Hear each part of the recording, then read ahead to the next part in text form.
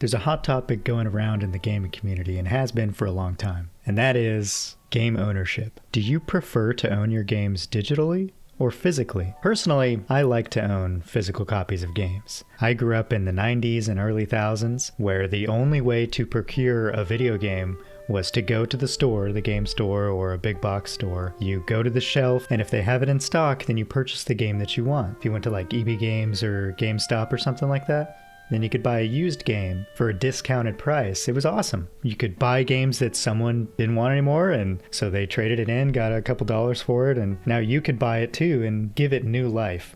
Reuse that game that was no longer wanted. Today in the digital era, it's different. You don't have a physical copy, so you can't trade it or give it to your friends for the most part. When you buy a game, if you buy it through a digital platform like Steam or Xbox or PlayStation or the Nintendo eShop, you're purchasing a lease. You're not buying the actual product. So if you lose your account, if you're not able to get into it anymore, or if something happens to it, like it gets banned or something for some stupid reason, then you lose access to all of those games that were tied to your digital account. I wanted to ask the question, do you want to own your games? Do you prefer to own digital games or physical games? The last time I made a video on this, I got some very unsavory comments, to put it lightly. So if you're going to comment on this video, please be respectful. We're all human beings, and I expect that we all treat each other with respect. State what you feel, what your opinions are on game ownership, and don't hurt anybody else in the process. I can't believe I have to say this, but if you put violence, hate speech, or death threats in the comments, you will be banned. That is not welcome here, okay? You could go somewhere else and spit vitriol, and yeah, if you're rude or if you're cruel, take your business somewhere else, please. Now I'm not talking about game preservation. That is a completely different issue to me. Game preservation is not an individual effort, and collecting games, like me buying a physical copy of a game, is not game preservation.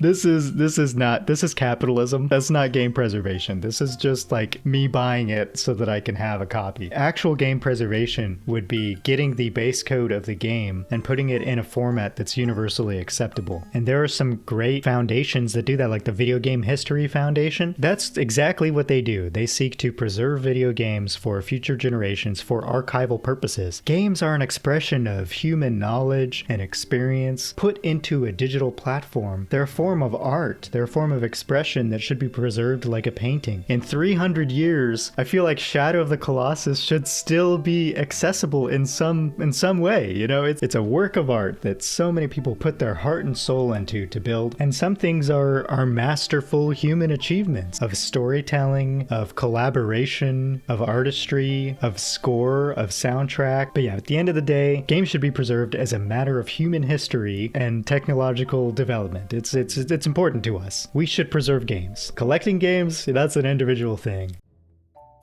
So this is my position. I'm like in the middle. I'm like in both worlds. I like the convenience of digital ownership, but I also like owning the physical copies, because like I said, when I grew up, it was the only way. You know, I like to buy physical games, and sometimes there are not physical copies of games that you can purchase. Like this is Okami on the Switch, but they didn't make a Western version of Okami on the Switch, so I had to actually order the Japanese version, which thankfully it's region free, of the game, and it came with this beautiful art. So some games, just because of like the art, the way that it looks, I want to own it. I want it to be an art piece on my shelf because of all the work that went into it. Some things are close to my heart. Like I kind of grew up playing the Elder Scrolls, so of course I bought the Elder Scrolls Anthology, which is not going to focus on the camera. Dagnabbit. I don't know how to get it. Oh, there we go. So I got the Elder Scrolls Anthology, which if you've never seen this before, it's staged like a book, and you open each panel and it has each game in here. It's really cool. With the discs and some art from the game. It's really nifty. So that's another really cool art piece that I like to keep on my shelf. And then of course the newer games. I'm not opposed to buying game key cards because I still get the game key art. You know what I mean? And if I decide, oh, I don't want to play Final Fantasy VII Remake Integrate on the Switch 2 anymore, I can sell it, and that's like a medium between digital and physical ownership. But some games, like I said, they're either not available physically or it's just more convenient to have them digitally. Like, for example, a party game. If I'm going to go over to a friend's house, and back when I had an original Switch, I'd take Mario Kart 8 over, I don't want to have the cartridge, and maybe we want to switch to like Mario Party or something. Let's just install it digitally. It's just easier that way because it's on the device and you don't have to worry about it that much. So depending on the circumstance, I'll pick one or the other. And I want to know what you do as well.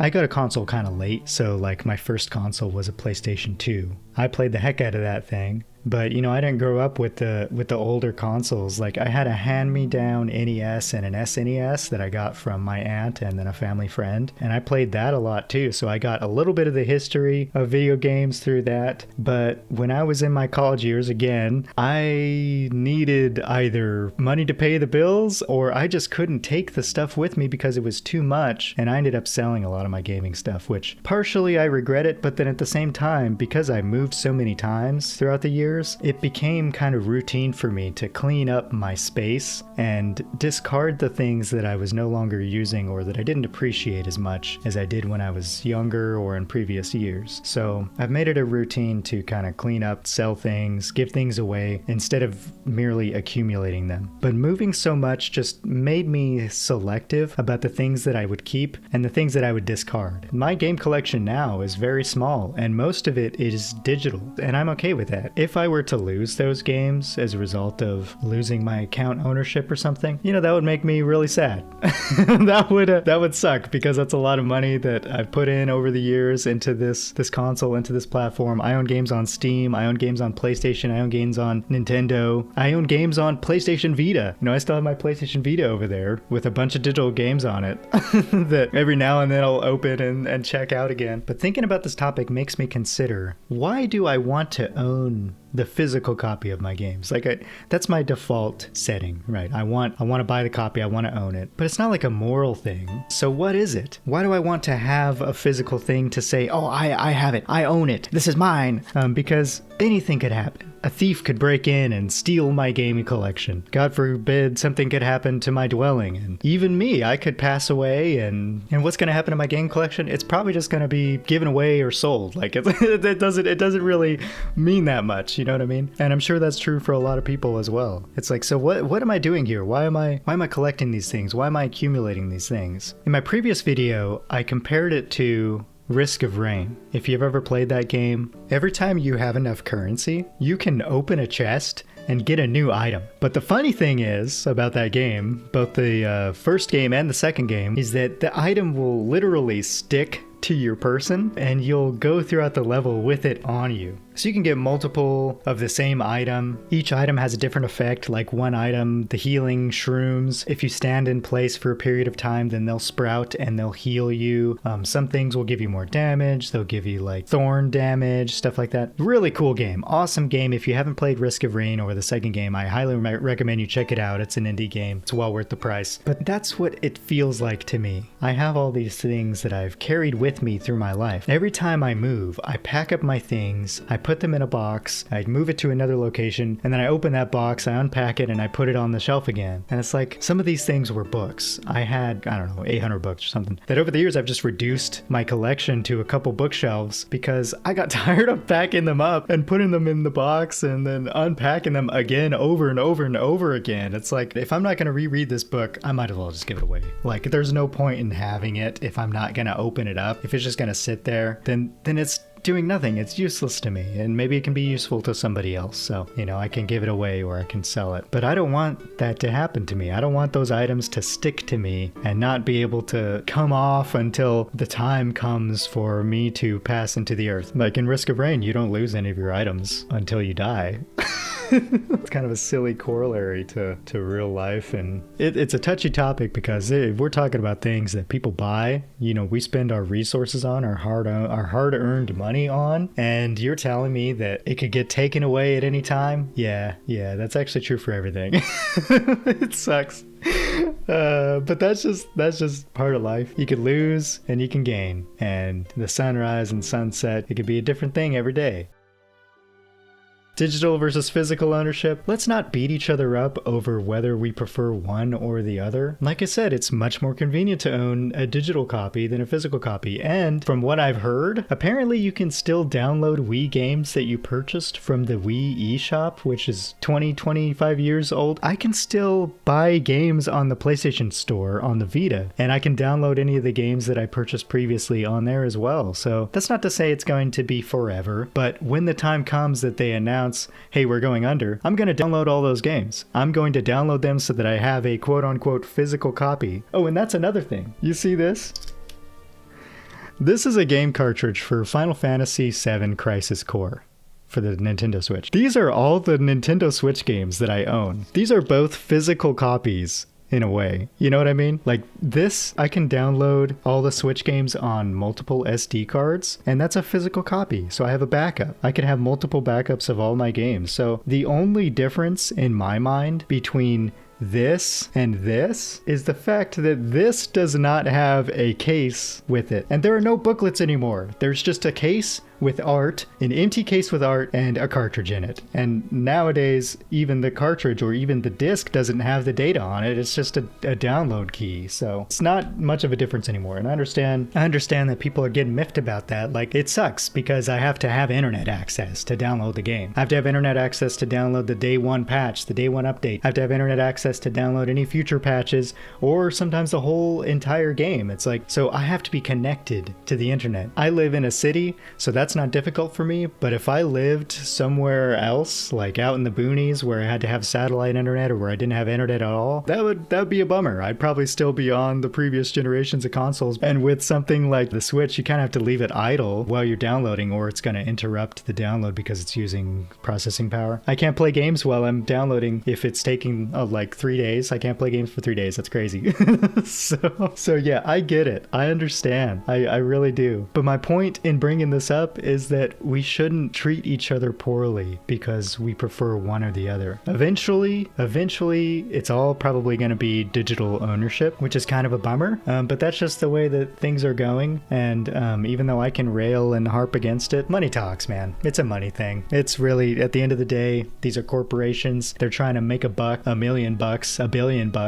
So, and they're going to do that, whatever means necessary. Do I support that? No, because I support the artistry. I support the developers and the writers. I support the creatives. I don't support the corporations, but sometimes the corporations are what get games published. Some games we haven't seen the light of day because they haven't had the support of the corporations. It's what indie game development is about. You know, if you can find the funding in the community, then you can publish your game. That's how Kingdom Come Deliverance was created. They initially didn't have a publisher. It took them a while to get a publisher, and I'm happy they did, but it was a community-led effort at first. They even got support from the government eventually because it was a matter of Czech history. You know, so cool. Such a great story. So anyway.